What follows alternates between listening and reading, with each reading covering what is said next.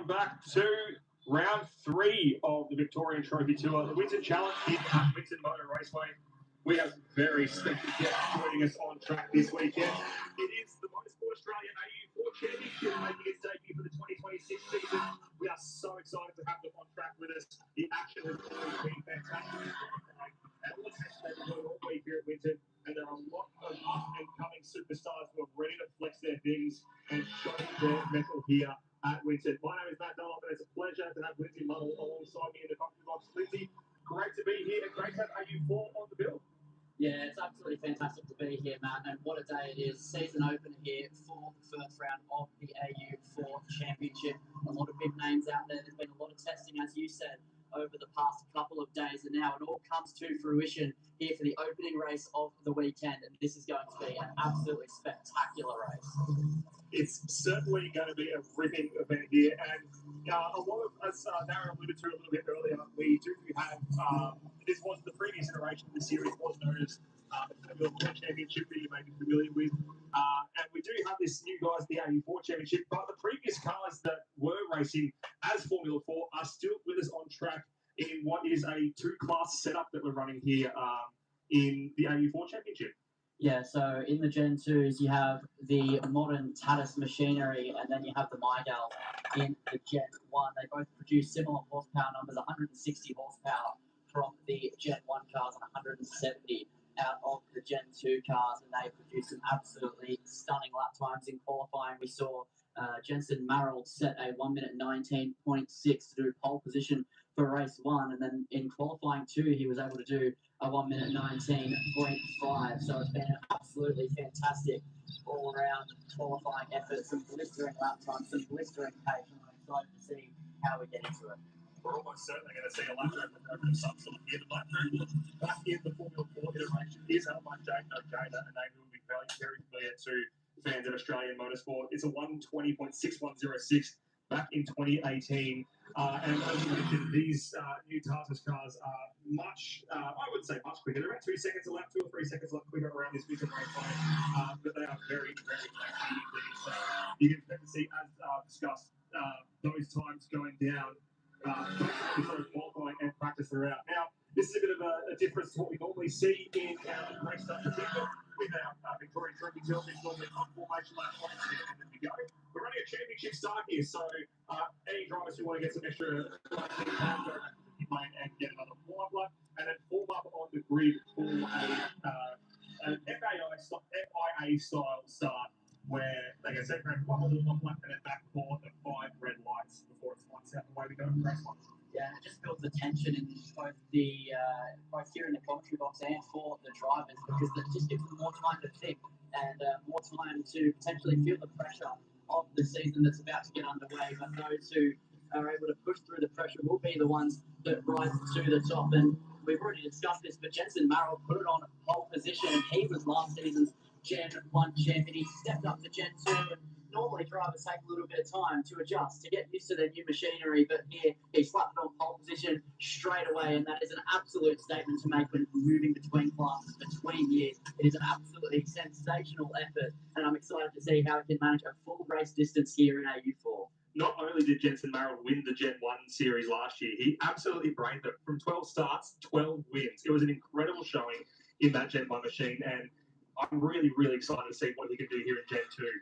As we see a few of the cars rolling around. That's one of the Mygales there. That's the number 4 being driven by Rugby Mangan, one of the debutants here in AU4. If I was reading correctly, did it say Rugby actually broke his leg not too long ago, and he's only just freshly out of the cast?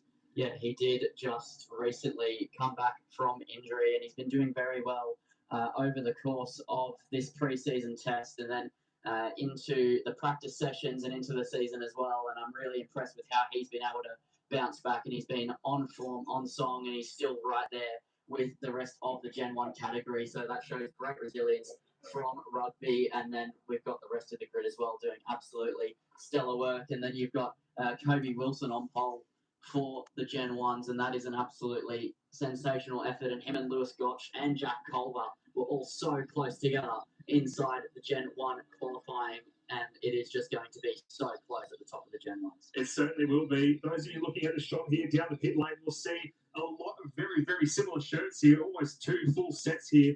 We've got the blue shirts representing AGI Sport and the black shirts of Tim Macro Racing. Very, very big cohorts. It's not very many series that you get to see where a driver will be out there with 9 of their teammates, is it, Lindsay? Yeah, it's not very common at all, but here in AU4, AGI are an absolutely powerhouse team, and they will continue to be over the course of this season and into the future as well. And Tim Macro really strong as well. But we have F4 Racing Australia out there as well, supporting Boris Lizard and Lana Flack. Boris did qualify in second position and then got disqualified from qualifying 1. Qualifying 2, he was able to maintain his position, but he will be starting from the back of the Gen 2 grid here this evening. So just a quick recap of the format for those who aren't familiar. 2 qualifying sessions and 3 races, and how that works is the grid, the standings from qualifying 1 set the grid for this race here, race 1, and we'll run through that grid shortly. Then from this race 1, they'll look at the fastest lap times for each driver, and that will be used to set the grid for race 2. And then race 3 is set by qualifying 2. So it's an interesting little dynamic, and also there's a bonus point for pole position in both sessions, as well as a bonus point for the fastest lap in all 3 of the races. So there's always an incentive to push that fastest lap time, even if you're not potentially in a fight. That it really encourages that aggressive driving and just really getting every 10 out of their cars. Yeah, it really does, and it allows people to really open up their cars, and they have to open up their cars if they want a really, really good starting position for the second race, and that just creates a completely different element of what you usually see in the first race of the category. And this is the first race of the season, and they're going to be forced to push straight out of the gates here in race 1, which just creates such a different dynamic. Not only is it the first race of the season, it's for a lot of these drivers their first ever race at Winton. The series did not stop by here last year for the season, and there aren't actually a huge amount of drivers who continued on from last year. There's a lot of new talent, and that's what this AU4 category is all about. A lot of young drivers, up and comers, quite many making their circuit racing debut here. Not just to say like their AU4 debut, but there's also a few experienced heads in this field as well. And it's going to be a really, really good showing of just the talent that these drivers can have on show in each class's equally matched cars. Yeah, absolutely. And that is something that we will be keeping an eye on, not just here today, but tomorrow and into the rest of the season as well. It just allows you to follow a story. And another story you can follow is last season's Gen 2 AU4 champion, Noah Killian. He's been absolutely killing it over in Europe, racing in the Formula Winter Series as of late, and then he'll be off to Italy as well for Italian F4. So if you want to keep track of a story over there, that is definitely a driver to keep up with, because Noah Killian is such a fantastic talent that has been bred from this series, and we'll see how he goes in the future. But now the eyes are to these young stars as they set off for the first round of AU4, their first race this season here at Winton Motor Raceway. They've got the formation lap ahead of them, and then it's race time. It really is the first step towards that international career that so many of these drivers are aspiring for. And we want to give a massive shout out to our international viewers who are following along with us from the US. Even got a couple of viewers in Jamaica and Finland. And I'm sure we've got quite a few, at least Kiwis and some Polish viewers as well, supporting our international cohort of drivers here in the AU4 field this weekend at Winton Motor Raceway. Yeah, and it's great to see such a vast viewership, and it will continue to grow over time, and that is what we like to see as these cars grid up. The crews have now gotten out of the way. Everything has been set. The stage has been set, and now the formation lap is the only thing that lays between these drivers and getting going. So, Matt, if you had to take a pick based on what you saw throughout qualifying, who do you think is going to do really well here in race 1? It's really hard to look past that driver on the left of your screen, Jensen Marrow, who we've been waxing lyrical about in the lead up to this race. Stupid ads. Jet 2 and is already up at full speed there on pole. Really, really good showing there. The only driver to dip into the 119s in Q1. So really a class above with a gap of about 4 or 5, even half a second there, it looks to be on the timing sheet. So absolutely brained them, did Jensen Marrow. It's really, really hard to go past him.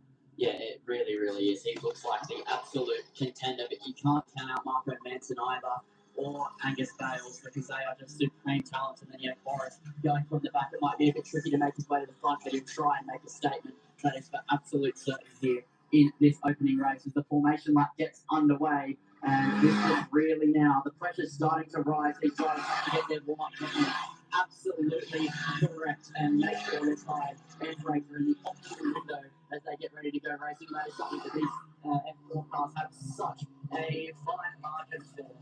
Let's have a look at the starting grid here for the first race of the season for the Motorsport Australia AU4 Championship. Jensen Merrill is on pole position in the Jensen class ahead of Marco Manson.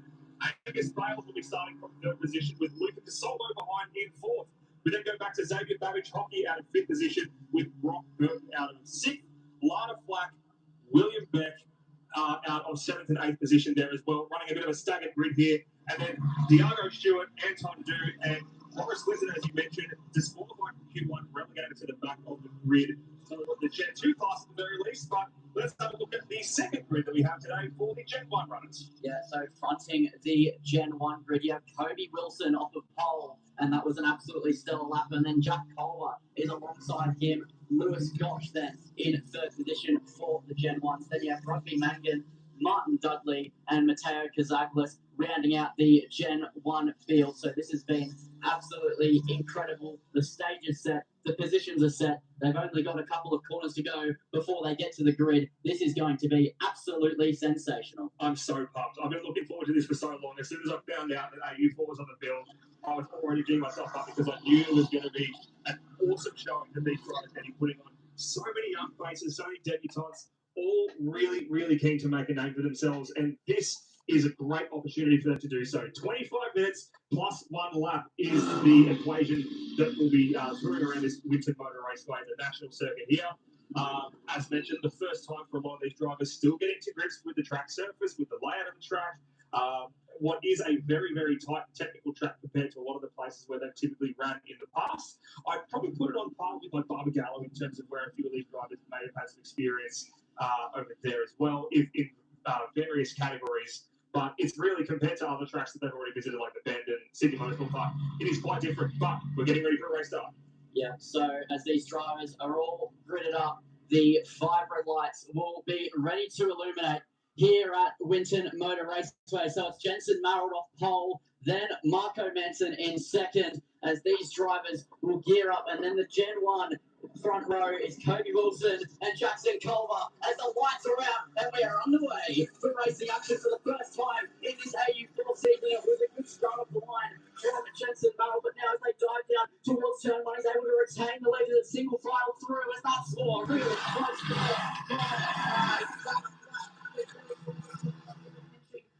back in the background as well, looking to get involved as they make their way down through turn 3 and side by side between Boris. There's an off off the track into the gravel, and that's a huge mistake from Lizard as he goes flying off the circuit as he was trying to make up places, and that makes his day go from bad to worse after being disqualified. He managed to get back onto the circuit okay, doesn't get caught up in the gravel, but a costly error there from Boris Lizard, which gives him a lot of work to do, and that's Brock Burke on the inside line of Black as they make their way through turn 7. Down towards turn 8, they go more from the opportunity to really focus on the exit. As they head through turn 9, you can see Forrest getting close back up to the back of some of the Gen 1 cars as they continue to make their way around and now towards turn 10 as they make their way towards one of the various overtaking zones that we might see throughout this AU4 weekend in the Victorian Trophy Tour. This is one of the opportunities the drivers spoke about pre-race, about being able to go through overtakes as they make their way through the final 2 corners here at Winton Motor Raceway. And Jensen Merrill will be able to hold on for now, and he leads us away to the championship. 6 for Jensen Merrill. There's a bit of action there on the exit of turn 12. A lot of the dirt being picked up there in the battle as they cross the stripe for the first time in anger. This is the battle here for second position. We can see looking through the back. So we are part of a 41 here. The Flutie machine there, so that's David Babbage Hockey and Lana Flack having a great battle there for, I believe, it's 5th position on track as they crossed the stripe last time by.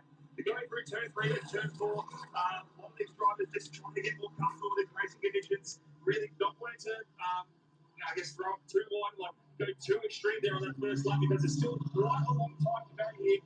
20 minutes may not sound like a long time, but you've got to finish before you finish first. You must finish this race. So Everyone just trying to keep the car pointing right in the same direction there as they filter around 10 8 10 9 for the second time here. Getting more comfortable with the condition of the track and how they may have changed from this morning's qualifying session. Yeah, that is absolutely something that needs to be considered. More cars have been going around this circuit, different lines of rubber being laid down on the circuit, and that creates a bit of a treacherous conditions for these F4 cars because they are very sensitive to the levels of track grip. If you look at Rock Burton closing in the part of black right on the back of Xavier still as they make their way through the final two corners of the potential lead. And Xavier makes another mistake down the final corner, doesn't do the next road race now down towards turn one. Xavier on the inside line, just going a little bit defensive as he reflects back to the racing line. I don't think Lana can get there, and she doesn't quite. Continuing single file as they make their way over the top of the little bit. As they make their way into turn three, he is force defensive now. Lana Black looking to make a move, but this isn't the opportunity. This isn't the right corner. It's a fortunate time to make a mistake for Xavier because it doesn't cost him too much time as they continue to race on. Great defensive driving here from Savage Hockey, making that HEI sport machine as wide as he possibly can through the early section of the lap. Has paid dividends. He's been able to carve out a little bit of a gap behind him and be looking to just get his head down and see if he can catch Casolo in front of him. While now it is Lana Black who heads this battle for sixth position. So Black ahead of Burke, we had a great start to this race as well. Leading off Beck and Stewart, the sort of, I guess, the rear of this Gen 2 field. There's a couple other drivers scattered down a little bit later on, especially including Boris Lizard, who we touched on earlier, absolutely sending it a little bit harder than he was hoping for. It looked like he still kept the boot in full throttle as he rejoined the track there. So it's great to see that he's still on there. That could have been a lot worse, but he will be regathering and regathering so we can get back up here. He's just a nice approach to try to get back onto the rear of these cars. Up the front, 784. They've got the fastest up so far in this race, carving out an extra 0.3 of a second over Manson that time by.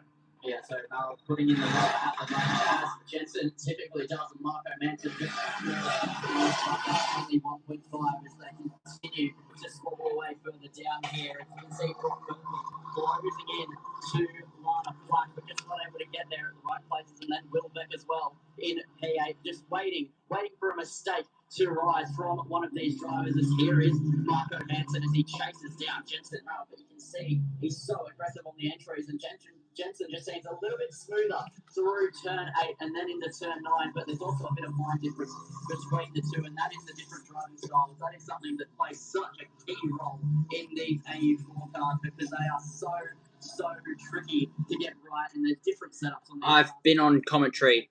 Yeah, I have. So differently to Well, for me, it's tomorrow, so. Was just a little bit wide as Casolo is closing into him as they head in towards the final two. Yeah, but I've been on commentary all day, so I'm letting World Feed do this one. Situation here, gives the opportunity for a bit of a football pass that can happen, and we're seeing Maron getting closer and closer to that lap record out in front, putting a big gap. Another 0.3 of a second. He's absolutely killing it in the lead of the race is Jensen Rao. This we go back a little bit further to the battle for. We've got, I believe that was Miles there ahead of the solo, and now this is the battle here. Babbage has made his way back in front of Black. There's a little bit of a scrap there. This is Lizard, I should say, getting his work done. He's got his work cut out for him, trying to make his way back up to the pointy end of this field as the weekend progresses. Of course, fastest laps from this race will determine the grid for race 2. So if he can put in some absolute burners, I reckon he's a good shot to be in a real good position starting race 2 tomorrow. But there's a lot of races to play out before then. Yeah, I completely agree with you. As he got past Diego Stewart, and he's only 1.5 seconds now behind Beck. So he's not got too far to catch up to this train that we've been watching with such intent over the course of the opening 10 minutes of this race, and he will continue. Will you be at Formula 1 race tomorrow for the sprint, Arif? Goes William Beck through turn 10, and you can see Morris just visibly closing that gap. So this will be something that heads up over the next 15 minutes. Like the Formula 1 sprint. Once again, and that was a mistake, a little bit wide out of the final corner for Xavier as well. So he's going to have to push hard here as Lana seems to not be leaving him alone. He's just slightly defensive there, slightly tighter in through turn 1. Now through turn 2 as well.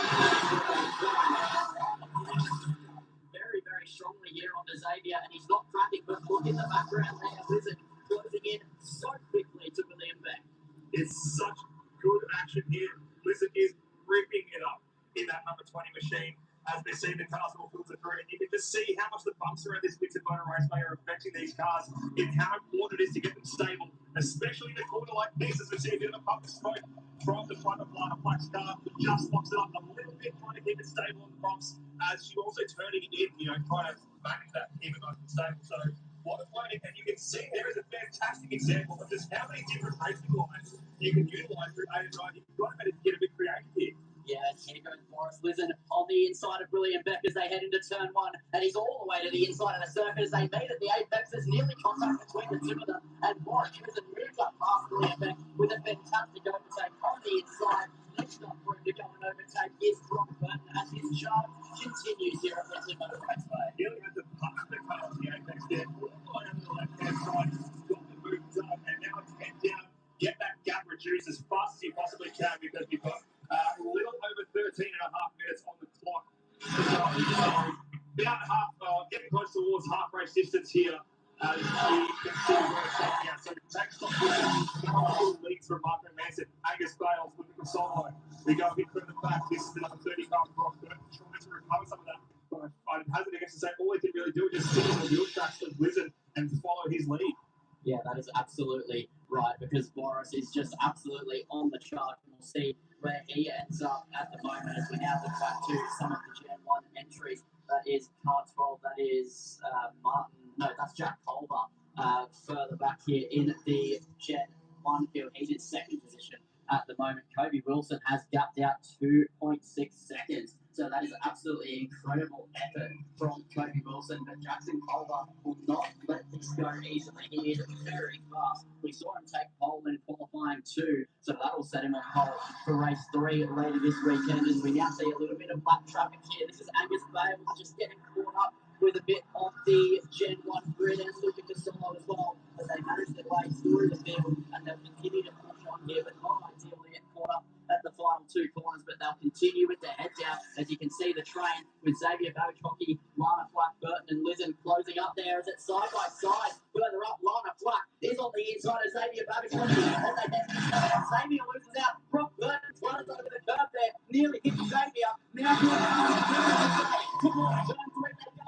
Lizard showing the nose on the inside. He's late on the brakes. He's alongside. He's moving forward. He's inching forward. He's inching ahead. He's in front of Brock Burton as they head through towards turn 4. Fantastic racing here in the Gen 2 category as Boris Lizard not waiting around. Brilliant stuff from Boris Lizard and from Lana Flack as well. An awesome move that was into turn 1 as there's more lap traffic to contend with here, which makes things very interesting. Now Lizard side by side with Babichocki gets that moved up and he's going to have to hang around the outside of turn 8, and I reckon he'll do so convincingly. That will give him the line to turn 9. Slots in front easily, and now Babichocki has Brock Burton to contend with as they make the run down towards turn 10. Yeah, so Xavier on the inside, Brock on the outside. The ideal line for Xavier, but Brock switches late to the inside, late on the brakes, drives it on the inside of Xavier, almost getting it done. Xavier's looking to the car. Back to now goes through, then on the back of Brock Burton, but a huge costly error there with Xavier Babichocki. A brilliant move from Brock Burton, a late switch to the inside. So aggressive, I absolutely love it there. It takes it up and takes bravery and confidence of yourself on the brake pedal, and that was absolutely superb. Overtaking there from Brock Burton as now Lizard closing to the back of his teammate Lana Flack, so that could get interesting. Certainly would. Diago Stewart would have been good enough to see the error and really wants to capitulate. Does Diago Stewart, one of the graduates from Gen 1 last season, moving into Gen 2 machinery this year. With he's actually moved to Tim Macro Racing, having been run with an API Sport last year. So one of the few drivers to switch teams from 2025 to 2026. And now he's bearing down on Xavier Babichocki, a driver who's had a bit of experience in a few other categories. We've seen him in the past in Trophy Tour running in the Formula Bs as well. So definitely no strange to the open wheels. But congratulations to Motor Raceway. His first time running here, as with a lot of the other cars. Yeah, that is definitely a factor. A lot of these drivers have been learning so much over this weekend. As here we go, Lana Flack on the outside line, Boris on the inside, and Boris is just going to sweep through, no problems there as he moves up into 5th position now. So what a chart this has been from in the mix of the Gen 1 field. So now all the way in the mid-cut of the Gen 2 field. That is his racing prowess, and that is what he is all about here in the AU4 Championship. It's been a fantastic drop on him so far. 10 minutes ago, he's got a long road ahead of him if he wants to go up any further, but you never say never here in motorsport, as now we look at his car and look at the solo. Awesome battle here between these two machines as they go into turn number 3.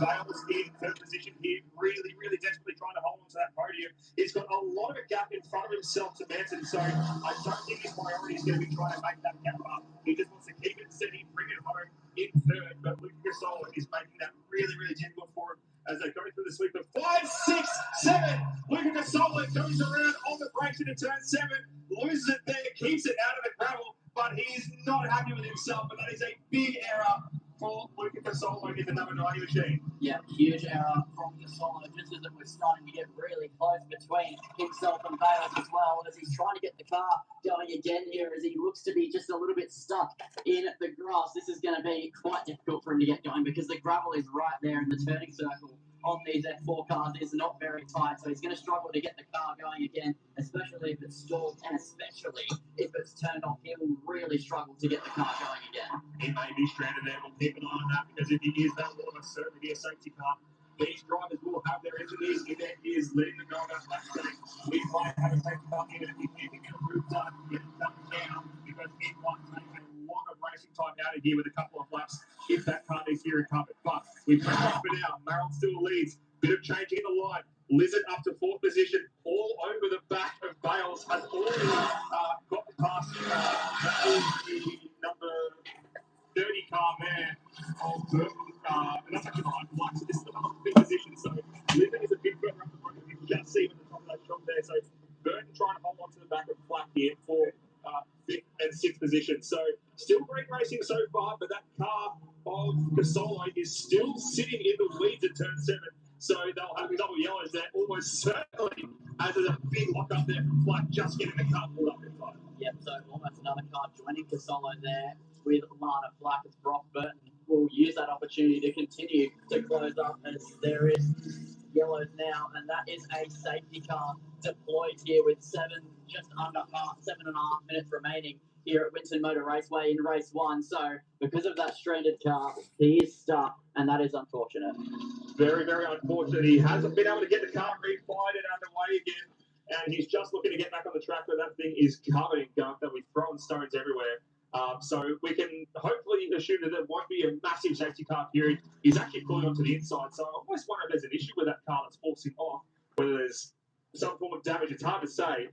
We'll keep an eye out to see if we can get a bit more of an idea, but Luca Casola is going to be absolutely beside himself. Let's take a look. So there he is going through back of that shot. This is Bales on screen, Casola behind, and just loses the car there.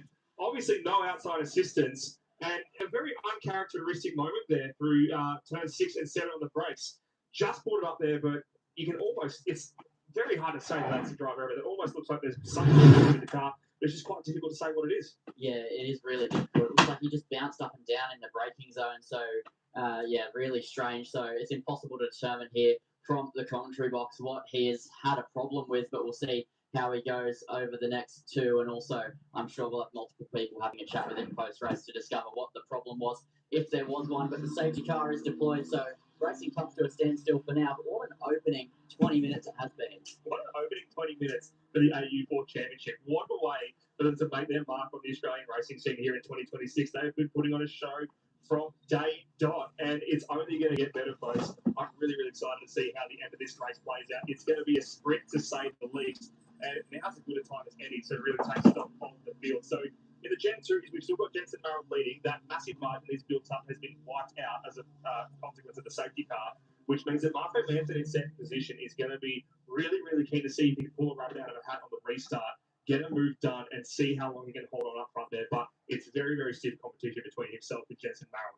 Behind them, it is Bales in third position, ahead of Boris Lyson, who's put in an insane recovery drive. And now he's in a ripping position, isn't he, from 4th position off the safety car restart, having been plumb last in the Gen 2 field by some distance after that excursion.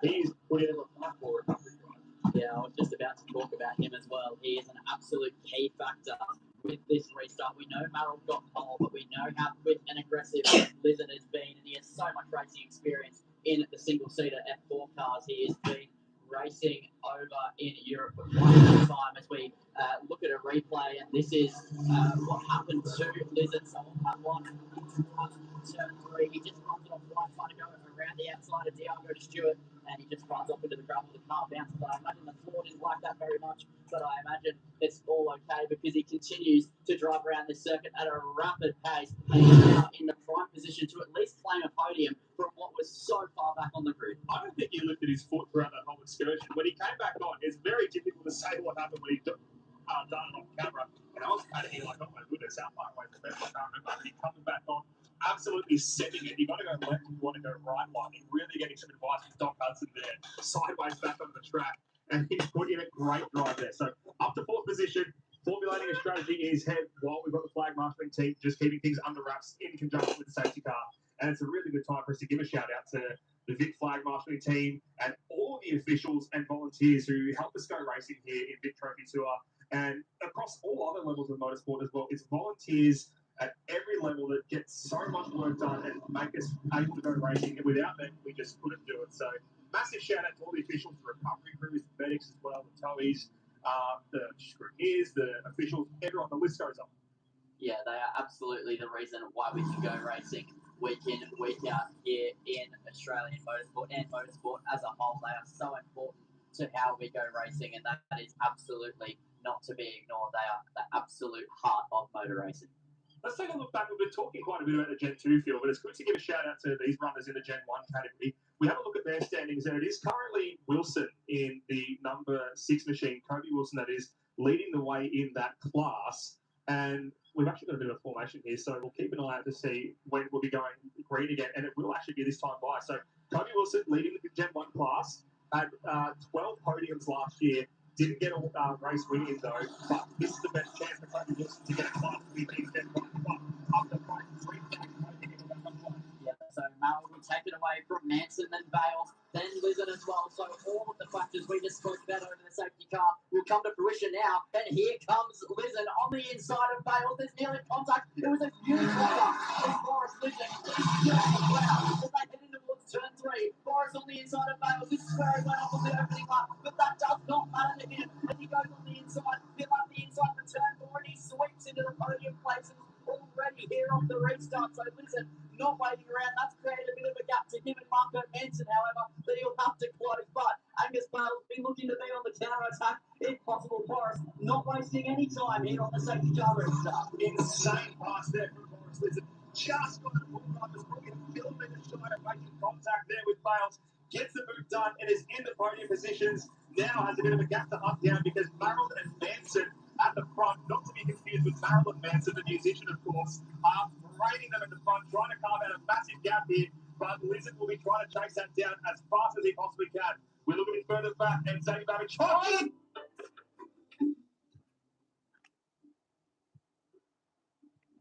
Back, I believe, on his inside, just bouncing over the curb and flew into the side of Xavier. Xavier Babichok, he will not be happy. He's just been absolutely flooded into the side. He's now out of this race with a minute remaining. He's very far off the circuit. I don't think there's any way he can get that car moving again in the next 60 seconds. So that is really unfortunate for Xavier Babichok. He's real back, just flattering like a huge, it does happen here, but that is still such a huge moment. The question is, how much more green flag racing will we get? We've got a couple of straighter cars out there at the moment. Quite a fair bit offline though for the time being, so we do still stay green. We'll have some local yellows which might neutralise a couple of passing opportunities as we look at the number 30 car of Burton circulating behind Flack here through turn 5. Just a little bit of bumps there, as I was alluding to. I don't want to put any more curses on these drivers, so they did the exact same thing with Solo when he had his moment earlier in the race. But there's got a lot to contend with here. This track is a handful to say the least, but Flack is doing a great job there, as we see. That's one of the cars from earlier, as a matter of fact. That is Van Giep in the number 28 machine rejoining after a little bit more rally driving. So hopefully he hasn't dropped a huge amount of dirt over the racing line there to keep it nice and fast. But clock will be ticking to 0 quite soon, so we've only got a couple of laps left of running. Yep, so the clock will be ticking to 0, and then we have one more lap after that as well, as we look at Boris Lizard, who's been on an absolute chart He's got one draw here. This is Ross Burton and Lana Black going out into the final corner. They touch there very briefly and almost another disaster between Lana Black and Brock Burton. Now they're racing towards turn one. Brock was really good to catch that out of the final corner. There is a wall right there. So that would have been really bad, but he's able to keep it in check. He continues going. Lana Black running the front. There's fucking damage over in front of their car.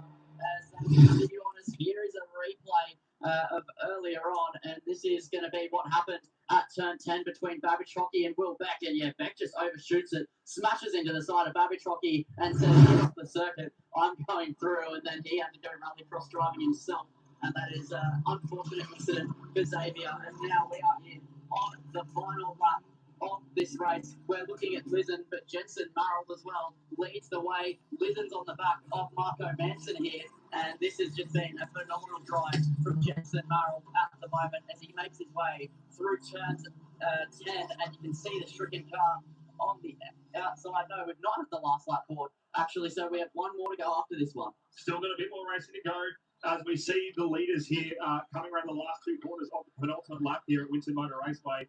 There's been a massively frenetic race here. Manson still just in touch with Jensen Marrold, but that gap is growing more and more by the lap. And just look at the gap that Jensen Marrold has at the front for the checkered flag. There's Jensen Marrold will cross the line. That was the last lap of the race, and Jensen Marrold takes out the first win of the AU4 Championship season by absolutely, well, what is quite a distance considering we just had a safety car restart. Marrold takes it by 1.8 seconds over Marco Manson here in the Gen 1, so there's still a bit of a fight here between Rumpy Macon and Jack Culver, but he's not able to get it done. It's Cody Wilson who will cross the line to take the win in the Gen 1s, and Lewis Scott will come home in second over Jack Culver, who lost it just at the death of it there, and Mangan wasn't able to do anything about it. Will Beck will come home in 13th overall, and then Kazaglis and Martin Dudley will round out the Gen 1 field. But what a win by Jensen Marrold, kicking off where he left off the season with a win, and that is absolutely incredible from Jensen. Not only that, but he's maintained a 100% win record in every AU4 race that he's started in his career. With 12 wins from 12 starts last year, keep picking up, as you said, right where he left off, and there is confirmation. Jensen Marrold, your race winner for the first race of AU4 in 2026, with Marco Manson and Forrest Lizen rounding out the podium with a brilliant recovery drive. Angus Bales, Brock Burton, and Lana Black in 4th, 5th, and 6th. Diago Stewart in 7th ahead of Kobe Wilson, the class winner of Gen 1s. Kobe's first class win is a Gen 1 after his second season, so awesome result. Congratulations to Kobe. Anton Du and Lewis Scott round out the outright top 10, and we go back to Jackson Culver and Rumpy Macon in the Gen 1s. William Beck having been caught up in that incident with Babbage Hockey earlier in 13th on the road, and then Mateo Kazaklis and Martin Dudley, the last of the runners who finished, and then our non-finishers, unfortunately, Xavier Babbage Hockey and Luca Casolo after those incidents. Yeah, so unfortunate incidents for them, but what a statement in the Gen 2 and Gen 1. So there you go. The opening race of the Australian F4 Championship comes to a conclusion there. But what a weekend we are set for here in the Australian F4 Championship. It should be exciting. I'm excited. Let me tell you that much. But yeah, the rest of the weekend will, of course, be covered by the World Feed. So in terms of action, that will do it for the Australian F4. For today, must I say. For today, that will do it for the Australian F4 Championship. But up next, though, time for a bit of a break of about a 40-minute break. It was due to be an hour break, but we're running about 10 minutes behind schedule. So Porsche Sprint Challenge up out on track next from 15 minutes past the next hour. So should be good. They'll be live on air about a minute or two early. Yeah, Porsche Sprint Challenge, the last action out on track. It's next after the break. It'll be back.